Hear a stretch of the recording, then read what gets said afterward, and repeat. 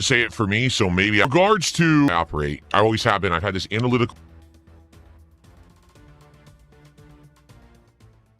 You know, we all have busy lives outside of YouTube, whether it be working a 9 to 5, or going to college to get a degree in the field you desired, or someone who is retired and yet still has a very active life, like traveling to events or to do better with their home businesses. Where I'm getting at, people, is that we are all very normal human beings, and unlike Phil here, who is an alien, well, you'll see once we get into this video. What kind of cake? Chocolate. I told you I'm a chocoholic. I love chocolate cake. I love chocolate brownies. I love chocolate chips. I love chocolate, milk chocolate, dark chocolate, chocolate in between. Anything that's chocolate, that's my favorite. Anything with chocolate, huh?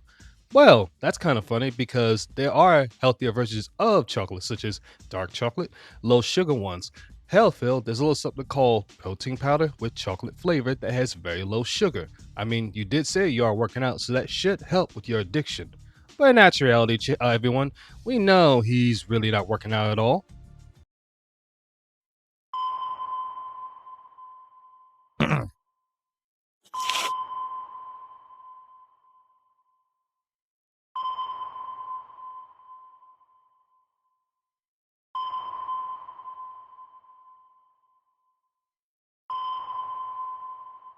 Frosted Shard says you maintained a very consistent style for years.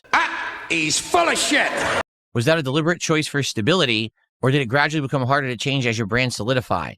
Allow me to clarify this one. When he first came on YouTube back in the early 2000s, he was a young, angry drunk that thought his shit did not stink. Fast forward to 2026, what has happened to him over the years? He's become a e-begging bum, his incel manifesto, he's played games very poorly, the burst of May 1st, 2016, his epic spoon ramp, oh, he also got cuck while linking up with Kino Casino. These are just some of the examples that I wanted to bring up, but there's a lot more worse things he has done. I was just told there's a big patch in Crimson Desert. Make sure the game is updated. Thank you. Let me check on that. Doesn't say it for me, so maybe I already have it. He also does this nonsense when instead of checking this before or after his stream, he rather stall to see if his PC's up to date, the game being installed, checking out what games he may buy, or in other cases, what mods to download. And he does this on stream. No streamer will ever do this to their audience. Not only is it a waste of their time, but it's also kind of rude. Why do I say that? You're pretty much wasting their time. Phil does not understand that time is very precious and they can never get that back. Yet, if people waste his time, then he'll bitch about it. Mind you, he has nothing but time. It was yesterday. Yes, I have yesterday's patch. Okay. I got it. Cool. Oh my God, who the hell cares? Okay. So anyway, in regards to the structure of my streams and work, it's very simple. That's the kind of person I am. That's the kind of way I operate. I always have been. I've had this analytical mind. I've had this mind that likes to plan everything. That is a funny way of saying it. If you plan for everything, then you should be on level 60. Yet you're still stuck in the tutorial level. Successful people have both long-term and short-term plans, whether that be physical, financial, or spiritual. People such as Phil Spencer, Arnold Schwarzenegger, Barack Obama. Hell, I even include the late James Earl Jones. God bless his soul. These people all had plans, and from time to time they had to tweak and change their plans on the fly in order to reach their goal. Phil, on the other hand, does not. And when he cannot have a successful plan, he'll rather blame it on detractors, his chat, or his family. And when I mean by his family, I mean his parents. Ahead of time. Like I said, when I have a day off. And here we go. And it's a day that my wife and I are going to go out. Okay. Here's how my mind works. It immediately starts planning out that day in like an outline fashion. So it'll be like, okay, we're going to wake up. We're going to get ready for the day. We're going to have food.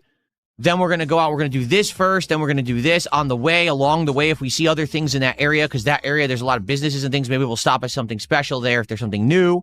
Okay, two things. First, when Phil says these words, back in the day, on my day off, or back in my youth, or sometimes all right, he's about to give you 5 to 10 minutes, even sometimes 15 minutes of extra filler that no one asked for. He can never get to the point, and we have to decipher the crap that he is spewing. Second, no one really cares about Cat. not unless Phil brings it up for no good reason whatsoever, like he's doing right here. Also, he forgot that whenever he puts his wife's info out there, like for example, the restraining order, we learn about it and we dig through. Again, this dummy does not think things through. And then we're going to do this, and then we're going to plan this out, and then we'll probably be there, and we'll have a dinner in this area. We don't know what we're having for dinner yet, but we know there's several options, and here's the options. It could be Mexican. It could be Caribbean. It could be pizza. It could be, you know, that's how my mind works. It just plans everything out. Again, he's talking about mundane stuff that everyone does on a daily basis, stuff that no one really wants to hear about. He does not understand the true meaning to have a plan. Matter of fact, let me give you an example. Let's say John needs new glasses, but he does not have the money at that time. What John is going to do is cut back on spending to save a certain amount of money so he can go to the eye doctor. And let's take this a little bit further. Let's say he brings home every 2 weeks $1,000. He knows he's going to combine 2 paychecks together and not to go below $500 on both checks in order to get his glasses while maintaining a budget. See, that's a natural plan, not the crap that Phil is talking about. Okay, always. Like, it's always been like that. So to me, all right, it would actually drive me absolutely nuts. I don't give a shit. If I didn't have a schedule that I worked toward for work. Like, I want to know what I'm doing, when I'm doing it, and I also want my audience to know that. Because let's be honest, if you didn't know what I was playing or what I was doing on any given stream, would you be that excited for said stream? Okay, a few things to unpack here. One, if this is driving you nuts, then you and your wife should seek professional help on to help with your problem.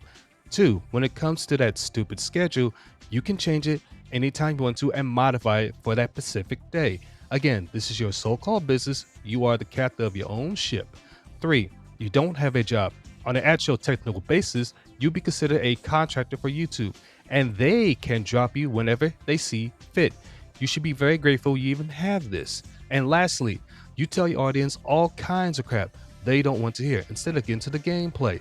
Many times they have told you to cut the podcast short and you refuse to listen. And when it comes to your gameplay, it is very boring, except when you're playing either Street Fighter 6 or COD. Then we get the very best salt. Right? As I've said, 18 years I've been pertinent. 18 years I've had ongoing viewership and support. Why? Because people like the fact I'm sorry, I'm allergic to bullshit. that I do variety and I tell you what I'm doing so that you know when to show up. This is also when he loves to use the hypnosis, trying to lie and convince his dents and anyone else that might be new to his content, trying to make it seem like he has these 18 years of a successful streamer, when in actuality he has 18 years of a legacy of being a scammer. This is something he should not hang his hat on. Matter of fact, this is rather embarrassing, and what makes this even worse is you have other content creators who have surpassed him in views, subs, memberships, etc. Heck, they even make way more money on a monthly basis than what he does. And whenever he says variety, he's always searching for that one game that could be lightning in a bottle. He has failed to realize we are way past those times. We are past the times of how Doom used to be on top or Halo used to be on top. We are in the age of whatever gameplay you're going to play, it is up to you to make it entertaining. And here's the thing, anybody else who plays games, they always make it entertaining. And if they can't make it entertaining, then it's time for them to take a step back, go to the drawing board, and come up with a better plan. Right now for Crimson Desert, today we're going to have a certain audience who are very interested to see if I like or don't like the game. But then tonight for Street Fighter, half that audience won't be there because they don't care about fighting games. Wrong again, Phil. You actually tell your dents behind the scenes to come to certain streams to give you money in order to make it seem like you have more than the handful you have. And how we learn about this? Thanks to a couple of the other dents, or should I call the former dents, who have left your community and they couldn't take your nonsense anymore. Fill us in pretty much what goes on behind your scenes. Also, the only people that come to Street Fighter 6 is really trolls and detractors, because we know there's going to be salt, as I said before. But then there'll be other new people who will show up just for fighting games. I love that. And that's something that a lot of streamers have very much struggled to do. Excuse me, what? Because they don't have a set schedule. If you don't, how would anyone ever know when to show up, what they're showing up for, or why they should care. Again, since he only used 10% of his mind, he still does not get it. Most streamers on YouTube have real life jobs, so they are very busy, and some have to set up a stream on the fly. Matter of fact, let me use myself for example. I try to keep my streams on Saturdays, Sundays, and once during the week. However, that could change for a numerous of reasons, which could be work, getting hurt, etc. Could be anything, and I always try to make it up by streaming the following day or post a video like how I'm doing this one. That very much was always my plan from the back in the day before I even streamed. I wanted people to know what games I was playing, what order I was playing them, when the videos would be going live, so you knew what to expect. Okay? That's always been my methodology. Horse shit! Has it changed over the years? Yes, because when I went from on-demand videos to live streams, instead of it being, okay, I'm just playing the game this day and you expect the videos whenever they go live on YouTube, it became, okay, it's like a live broadcast. So now you have to know I'll be broadcasting at this time. This block is this content. This block is this content. It's like a broadcast schedule for TV, right? Okay, so let's go by that logic then. Phil, if your streams are a broadcast for live TV, how are the ratings going? Because the last time I checked, they are very bad, as in extremely low numbers. Also, let's say if, I don't know, USA Network were to pick you up, they would drop you after the first season and in the same spot decide to put in WPIG 1651 in there. Why? Because they bring in better ratings and better views. Also, shout out to them.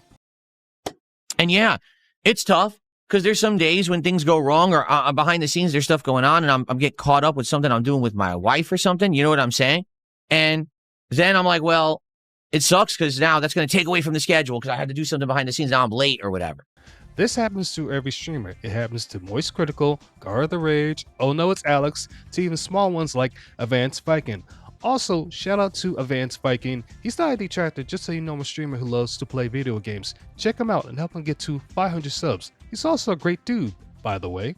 I didn't used to have that limitation. It used to be, hey, just record whenever I wanted, uploaded whenever I wanted. As long as I got the videos live, people were happy. Now I got to be here for my own stream. You know what I mean? But that's okay. This sounds more like a user problem. Matter of fact, Phil, if this was a problem at one point in time in the past, then how come you never solved it? Not unless you're trying to convince your chat on a lie, which we all can see a mile away. Again, this is why no one should take him at his word. I'm having a great time, and people are appreciating the fact that I'm so organized. And quite frankly, I'm more organized than most, right? No, the lie detector determined that was a lie. Right? Like, this is what people tell me, is that a lot of people out there, they just don't have a set schedule. And because of that, you never know what to expect. You don't know what they're doing. And although there may be some people, i.e. young people, teenagers, who think that that's cool, oh, just tune in whenever, you're never going to get consistency. You're not going to get loyalty. You're just going to get a bunch of willy-nilly people who show up and, hey, if you do something good today, great. And if not, right? I'd much rather have you guys show up for the things that you want. These are the times where you just let him ramble on because he's spewing nothing but a bunch of BS. I've seen far better streamers who are more organized than you, Phil. Be on time, play the game instead of going to play, and make it the most entertaining as they possibly can be for that stream. I even been on some of their streams. Why? Because I actually enjoy the content they're putting out.